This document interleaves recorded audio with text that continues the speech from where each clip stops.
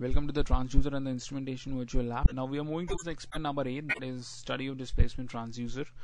And under the heading of this displacement transducers, we have the three different displacement transducers, that is resistive displacement transducer, the capacitive displacement transducer, and the inductive displacement transducer. Well, this is the whole setup for the resistive displacement transducer, where this is a variable resistor on which this jockey is being attached, and on this jockey will run. And how this jockey will run is like when the water level goes up, this will go up, and according to this, that jockey will move here, and this will change in the resistance which is been attached. And due to this change in resistance, you will see that there will be a change in the voltage output. And according to this voltage output, the level of water up to which the level of water is being achieved, it's been showed, and it is being displayed through this digital meter. So now I'll be going to perform this experiment. Now this is the run button. As you will click you are in the state to do the experiment, as I have told you also, the first run button. And now you have to decide your water to be at which level of your reach. Now so that is my level, that water to will be at the 4. And now again you have to click the start button.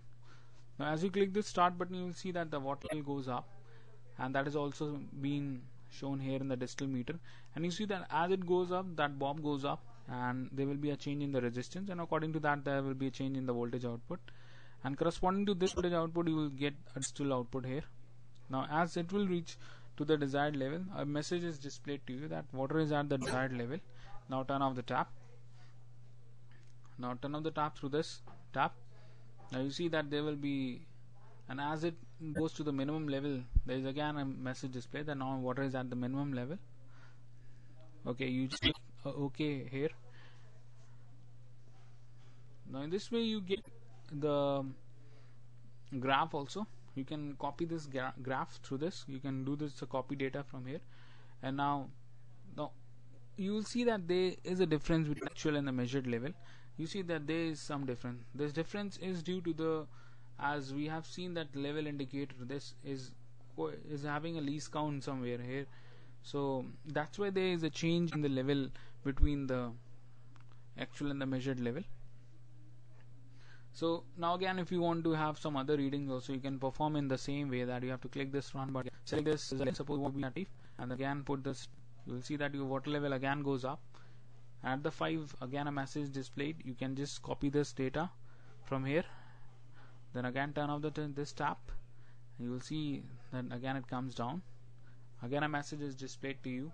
So in this way you can have a good number of readings here, that you decide something, and what is the measured level and what is the actual level. You can get the graph also. So in this way you understand how the resistive displacement transducer works like, and how is it being used in the controlling function of the displacement. So now you will be moving towards the capacitive displacement transducer. Now before going to the capacitive displacement transducer, I like to tell that what exactly and why exactly the capacitive displacement is being used. As the water level will goes up, suppose as you will open this tap, you will see that water level goes up, so there will be a change in the dielectric. You will see that there will be a change in, and due to this change in dielectric, the capacitance which is being in proportional to it, you will see that there will be a change in capacitance, and according to that capacitance, a level is being measured, that up to which level that water has been reached. Now you will again do the same process as you did it in the resistor displacement transducer, but the thing is this key here, that due to that resistance, voltage level was changing, and here due to the change in capacitance, that level is being indicated. So now this run, it is suppose the 6 liter as desired level, and now click this start. So green LED glows this. This is the indication that now you are performing your experiment. So you see that water level goes up, and now again a message is displayed when it reaches to the 6th level. Now message display that turn off the tap. Now as you click the turn off the tap, you will see that the water level goes down, so this tap is open. And now when the water is at the minimum level, you will see that a message displayed to you that water is at the minimum level. So in this way you are getting the different readings, you are getting the graph between actual and the measured level, and you are understanding the concept and why the capacitive displacement transducer is used, and on which factors these capacitive displacement transducer works on. So here what we understand is, due to the change in dielectric, the capacitance value get changes, and due to that capacitive value, the length is being indicated. Now we are going to the inductive displacement transducer. Now this is the inductive displacement transducer, on which you see that there are the two paths are there. As you will see that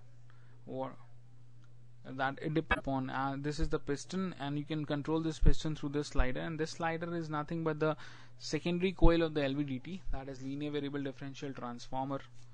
Now again you have to start the experiment through this run button. Now as you click this run button, and now you can start this. As you click start button, you will see that green LED grows up, indicating that do the experiment. So this is the secondary coil. I tell you before also that this is the secondary coil for the, and this secondary coil displacement is been measured in mm, that is millimeter, and through which it has been attached to the piston. The piston displacement is in. So we can see the display slider. You will see that there will be corresponding change in the piston also. You will see that now I am doing this slider position. Now as you will changing this displacement transducer, how the piston is going, the level is being coming down, and how closing is being done for this path of the liquid. Again, if you can move in the, you will see that when you move this slider the next inside, you will see that again a graph is entered in the displacement. So you will see that now the piston displacement is 10 meter this side, and as it goes up, that the piston is in the initial position. So this can understand how the linear variable differential is being used when it comes to the controlling of the displacement of the piston. So we understand that there is a lot of many different industrial applications for these displacement transducers, that is resistive and capacitive and inductive. And you think that what is the transducer? So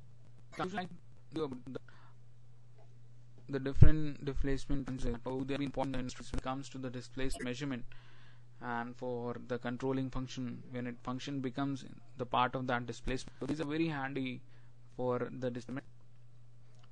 And I hope you understand displacement transducer. You can go through the documentation part and you can follow those things. And if you don't understand this experiment, then you can go through this procedure. You can do the experiment step by step. You can follow this procedure and you can do the experiment. And I hope you will understand. And thanks. And thank you to all of you who are listening this audio. Thank you for listening this audio tutorial and going through this displacement transducer and understanding the facts regarding the displacement transducer. So thank you once again.